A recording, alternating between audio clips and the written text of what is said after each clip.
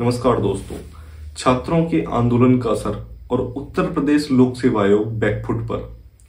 दोस्तों, उत्तर प्रदेश लोक सेवा आयोग ने छात्रों की मांग मान ली है और कौन कौन सी मांगे उत्तर प्रदेश लोक सेवा आयोग ने मानी है वो मैं आपको इस वीडियो में बताने वाला हूं। और इसके साथ ही मैं आपको ये भी बताऊंगा कि आंदोलन शुरू क्यों हुआ था, क्यों छात्र अपनी पढ़ाई छोड़कर आंदोलन कर रहे थे जबकि दिसंबर में उनका एग्जाम होना था। और इसके साथ ही वीडियो के लास्ट में मैं आपको ये भी बताऊंगा कि उत्तर प्रदेश लोक सेवा आयोग ने अपने बचाव में क्या तर्क दिए, कि वो क्यों सही थे और छात्र क्यों गलत थे, तो वो भी मैं आपको वीडियो के लास्ट में बताऊंगा।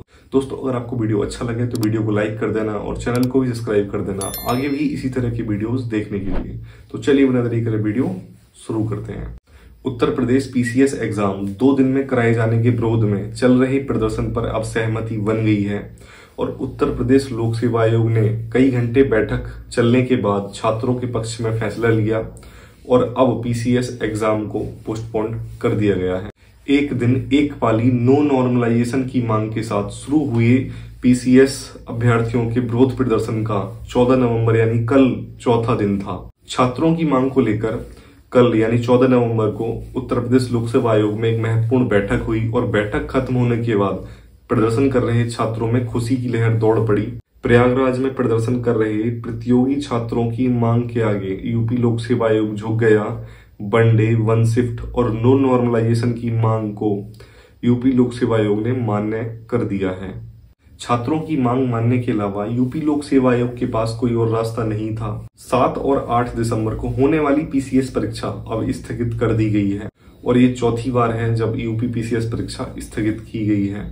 अगर समय पर होती परीक्षा तो अब तक परिणाम आ चुका होता।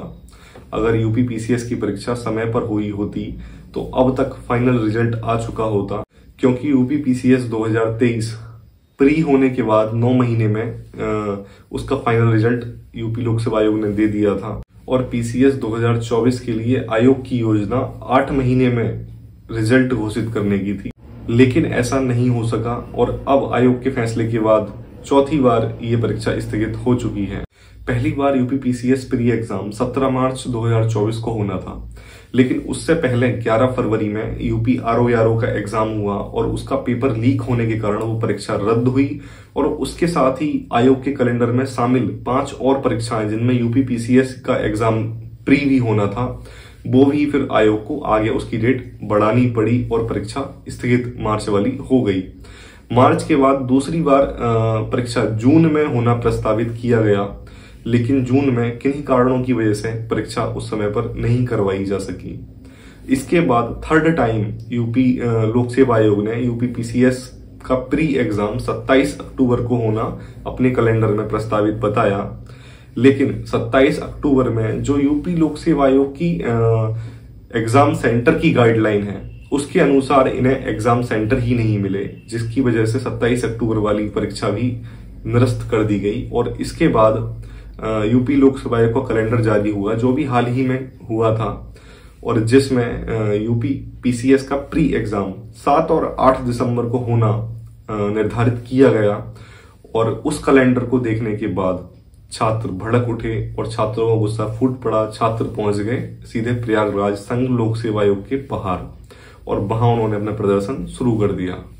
और अब आयोग ने अपने निर्णय आने के बाद पीसीएस प्री एग्जाम को चौथी बार निरस्त कर दिया, लेकिन अभी नई परीक्षा तिथियों की घोषणा नहीं की गई है। दोस्तों, अब हम बात कर लेते हैं आखिर छात्र अपना घर और अपनी पढ़ाई छोड़कर आंदोलन क्यों कर रहे थे, क्यों सड़कों पर इतनी बड़ी संख्या में छात्र पहुंचे और ट्विटर पर भी यह अभियान नंबर 1 में ट्रेंडिंग करने लगा 2 या 3 दिन में ही।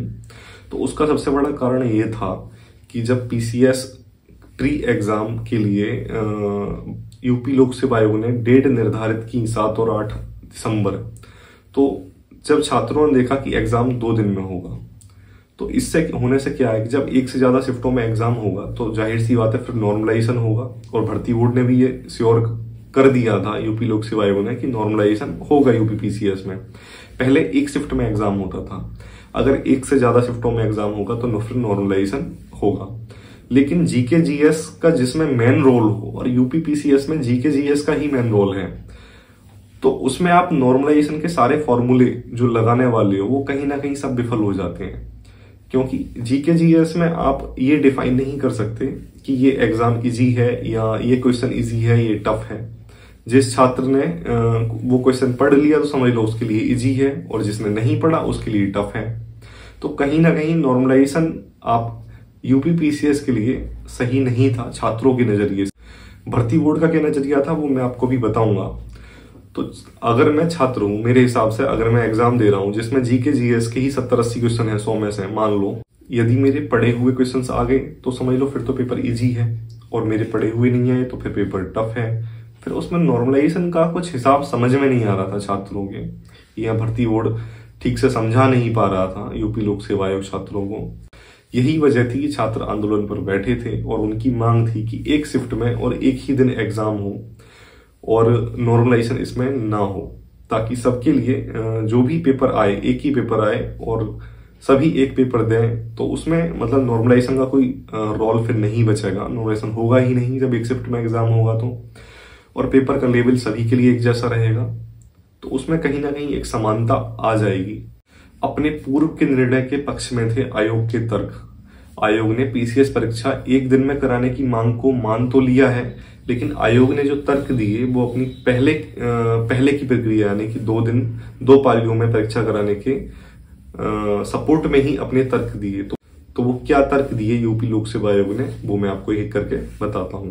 पहला तर्क यूपी लोक सेवा आयोग ने दिया कि पहले छात्रों को बहुत दूर परीक्षा देने जाना पड़ता था, तो अब जब 2 पालियों में एग्जाम होगा तो हम कोशिश करेंगे कि अभ्यर्थी अपने होम डिस्ट्रिक्ट में ही परीक्षा दें।